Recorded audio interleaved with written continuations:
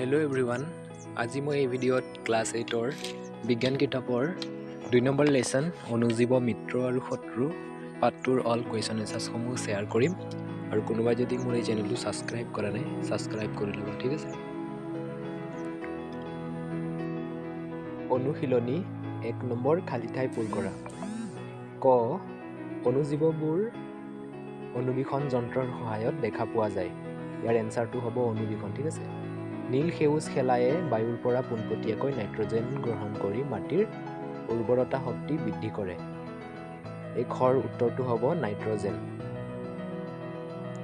গ ইষ্টৰ সহায়ত সুৰা প্ৰস্তুত কৰা হয়। ঘ বেক্টেৰিয়াৰ দ্বাৰা কলেৰা হয়। 2 নম্বৰ কুৱেশ্যন শুদ্ধ উত্তৰত শুদ্ধ চিন দিয়া। কিতাপটো ওলাই ল'বা আৰু শুদ্ধ চিন দি যাবা ঠিক আছে।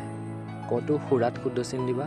খ ষ্ট্ৰেপ মাইচিন এবিধ এণ্টিবায়টিক ষ্ট্ৰেপত দি দিবা। গটোত মাইকী এনফিলিছ মহ।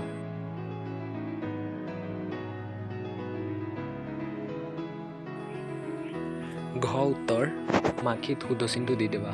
অংগ নম্বৰত ইষ্টকোষৰ বৃদ্ধি আৰু প্ৰথম চটো কিন্নন।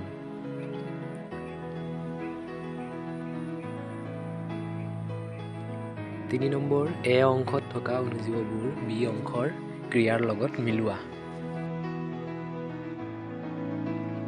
4 নম্বৰ কুৱেশ্যন অনুজীৱবোৰ খালী চকুৰে দেখা পোৱা যায়নে সিহঁতক কেনেকৈ দেখা পাব পাৰি।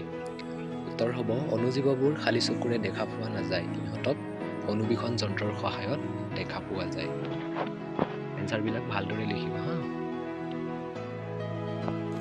আৰু কিবা যদি বুজি নোপোৱা কমেণ্ট কৰি জনাবা ঠিক আছে। 5 নম্বৰ কুৱেশ্যন অনুজীৱৰ ডাঙৰ ভাগবোৰ কি কি। উত্তৰ হ'ব অনুজীৱৰ ডাঙৰ ভাগবোৰ হৈছে বেক্টেৰিয়া, শেলাই, ভেঁকুৰ আৰু প্ৰটজোৱা। এইবোৰ হৈছে অনুজীৱৰ ডাঙৰ ভাগ। 6 নম্বৰ কুৱেশ্যন মাটিৰ বায়ুমণ্ডলীয় নাইট্ৰজেন যৌগীকৰণ কৰিব পৰা অনুজীৱসমূহৰ নাম কোৱা। উত্তৰ হ'ব মাটিত বায়ুমণ্ডলীয় নাইট্ৰজেন যৌগীকৰণ কৰিব পৰা অনুজীৱসমূহৰ নামবোৰ হৈছে ৰাইজোবিয়াম আৰু নীল সেউজ শেলাই। এইবোৰ হৈছে মাটিৰ যৌগীকৰণ কৰিব পৰা অনুজীৱ। 7 নম্বৰ কুৱেশ্যন আমাৰ জীৱনত অনুজীৱৰ উপকাৰিতাৰ বিষয়ে 5 শাৰী লিখা। উত্তৰ আমাৰ জীৱনত অনুজীৱৰ উপকাৰিতাসমূহ নম্বৰ 1 বিভিন্ন জৈৱবৰ্জিত পদাৰ্থ অনুজীৱৰ পচন ঘটাই মাটিৰ উৰ্বৰতা শক্তি বৃদ্ধি কৰে। 2 লেক্টোবেলিচাছ নামৰ অনুজীৱই গাখীৰক দৈলৈ পৰিণত কৰে। মানে অনুজীৱবোৰ আমাৰ জীৱনত কেনেদৰে উপকাৰ কৰে সেইটো লিখিব গৈছে। 3 পইণ্ট চিজ আচাৰ আৰু বিভিন্ন খাদ্য সামগ্ৰী প্ৰস্তুত কৰিবলৈ বেক্টেৰিয়া ব্যৱহাৰ কৰা হয়।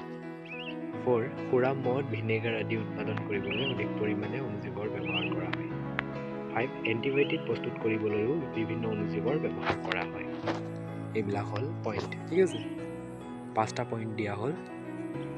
8 নম্বৰ কুৱেশ্যন অনুজীৱৰ অপকাৰিতাৰ বিষয়ে চমুকৈ লিখা।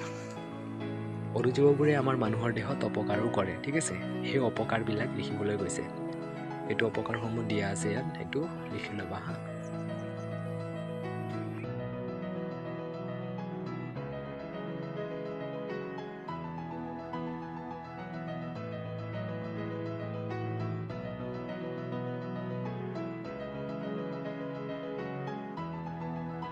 আঠ নম্বৰ কুৱেশ্যনটোৰ এনসাৰটো অলপমান দীঘল, এইটো আধাটো হয়, তোমালোকে লিখি ল'বা।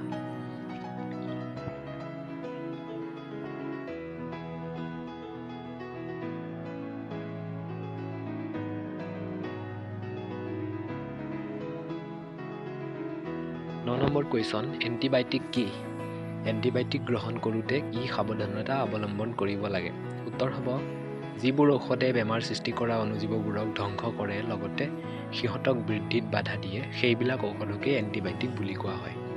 এণ্টিবায়টিক গ্ৰহণ কৰোঁতে অৱলম্বন কৰিবলগীয়া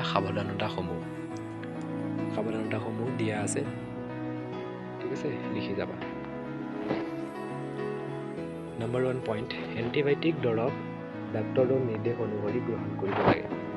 2 পইণ্ট ডাক্তৰ পৰামৰ্শতে দৰৱৰ কৰ্চ শেষ কৰিব লাগে। 3 পইণ্ট অপ্ৰয়োজনীয়ভাৱে এণ্টিবায়টিক গ্ৰহণ কৰাটো স্বাস্থ্যৰ বাবে হানিকাৰক। কাৰণ যধে মধে ঔষধ খাব নালাগে। যধে মধে যদি ঔষধ খোৱা হয় দেহাৰ স্বাস্থ্যৰ ক্ষতি হয়, ঠিক আছে। চ' থেংক ইউ ফৰ ৱাচিং দিছ মাই ভিডিঅ'। চ' সকলোৱে মোৰ চেনেলটো ছাবস্ক্ৰাইব, লাইক কৰিবা, কমেণ্ট কৰিব নাপাহৰিবা, ঠিক আছে।